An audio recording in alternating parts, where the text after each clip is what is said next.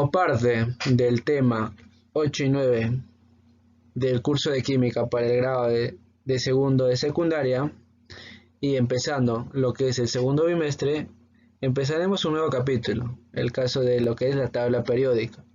Soy el profesor Daniel y vamos a ver todo lo relacionado a lo que es la historia de la tabla periódica y también a la estructura de la tabla periódica. Historia de la tabla periódica. Entonces, ¿cómo empezó lo que es la tabla periódica?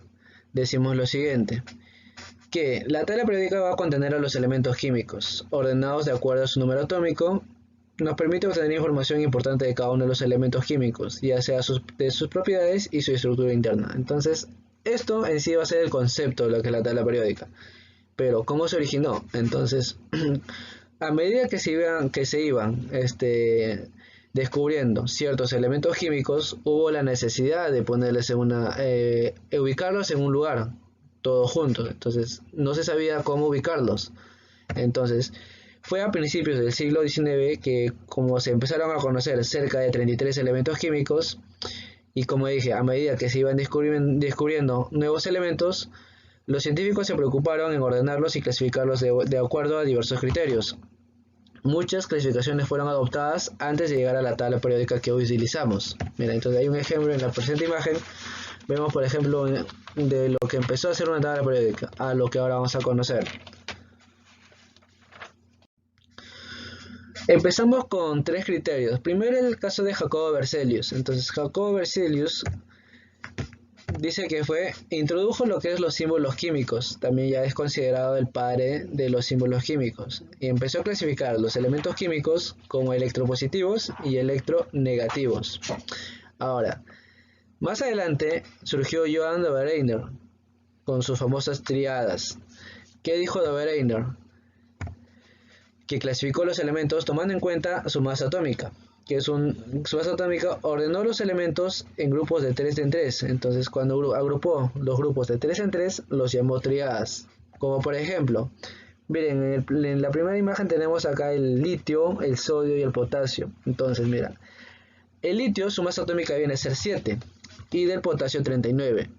Entonces, la media aritmética o el promedio del litio con el sodio, o sea 7 más 39 entre 2, te da 23. Y ese 23 coincidía con la masa del sodio. Entonces, ¿qué decía? Que agrupando de 3 en 3, uno de ellos es el promedio de los otros dos. Entonces, en función a eso lo clasificó. Luego vino John Newlands con las famosas octavas. Entonces, ¿qué hizo John Newlands? Fue un químico inglés que ordenó los elementos químicos en grupos de 7 a 7, llamándolos octavas. Para ello tomó en cuenta las masas atómicas donde el octavo elemento y el primero tenían propiedades semejantes. Como por ejemplo, miren, está agrupado el litio, el berilio, el boro, el carbono, nitrógeno, oxígeno y el flúor. Entonces ahí están 7. El sodio con el litio tenían propiedades semejantes. Entonces le empezó a agrupar de 7 en 7 y él con el octavo coincidía con el primero, las llamó las octavas. Mención aparte tiene Dmitri Mendeleev, que es considerado el padre de la tabla periódica. Entonces, ¿qué hizo Dmitri Mendeleev para ser considerado así?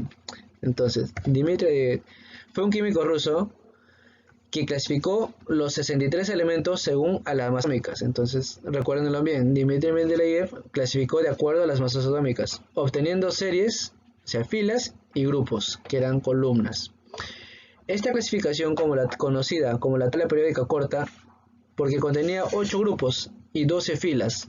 Al dejar ciertos casilleros vacíos, predijo la existencia de nuevos elementos y sus propiedades como el escandio, que lo llamó ecaboro, galio, ecaluminio y germanio ecasilicio. Entonces, vemos ahí una imagen de lo que fue la tabla periódica de Dmitri Mendeleev.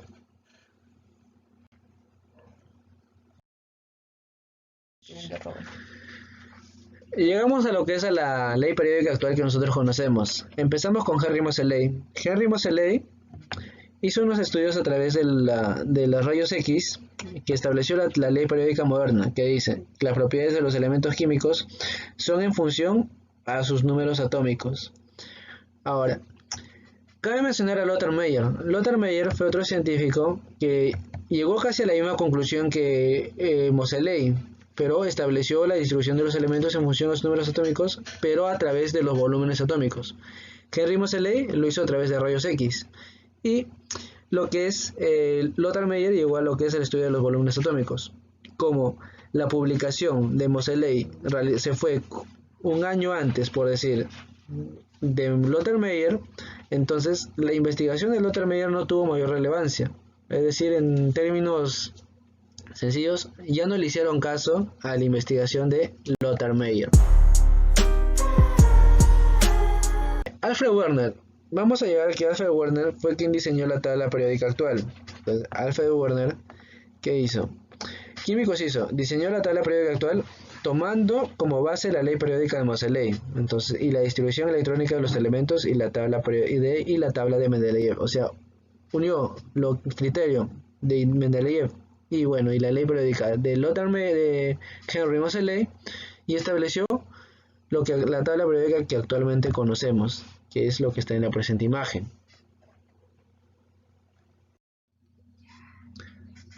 Ahora vamos a ver lo que es la estructura de la tabla periódica actual. Entonces, en base a lo que es la tabla periódica que hizo Werner, va a tener diferentes características. Una de ellas viene a ser la siguiente, que los elementos químicos están ordenados en función a orden creciente del número atómico, de izquierda a derecha. Como vemos en la imagen, el Z ya lo hemos visto en el capítulo de átomo, que viene a ser lo que es el número atómico. Entonces, esto van a estar representados, que va a aumentar de derecha de izquierda a derecha, va a aumentar los elementos químicos. Según sus propiedades físicas y químicas, existen tres tipos de elementos: metales, no metales y metaloides, o también llamados los semimetales. Entonces, como vemos, la tabla periódica va a estar los que son los metales, los no metales y lo que son los semimetales. Entonces, en el caso de los metales pueden estar los metales reactivos, los de transición y los otros metales. Ahora, los no metales van a ser lo que están en el pintado de verde, y los gases nobles, que también vienen a ser los metales. Ahora, los semimetales vienen a ser lo que en la parte que está dice otros metales, los también llamados metaloides. Otra característica viene a ser que en la tabla periódica actual existen 7 filas llamadas periodos y 18 columnas divididas en dos grupos, grupos A y grupos B, que van a ser llamados familias. Entonces vemos en la imagen que están los grupos y periodos. Ahora, con los grupos o familias de elementos, entonces van a haber dos grupos, grupos A y grupo B. Los del grupo A se van a llamar los elementos representativos y los del grupo B van a ser llamados los elementos de transición. Ahora, en los grupos A vienen a ser el grupo 1A, 2A, 3A, 4A, 5A, 6A, 7A y 8A. Vemos que se van a llamar los metales alcalinos del grupo 1A, como vemos en la imagen, los alcalinotérreos, los metales térreos o boroides, los carbonoides, los nitrogenoides, los calcógenos, los halógenos y los gases nobles. Ahora, todos ellos van a ser parte del grupo A. En el grupo B van a ser los elementos de transición o los metales de transición, que van a presentar 8 grupos B, desde el 1B hasta el 8B.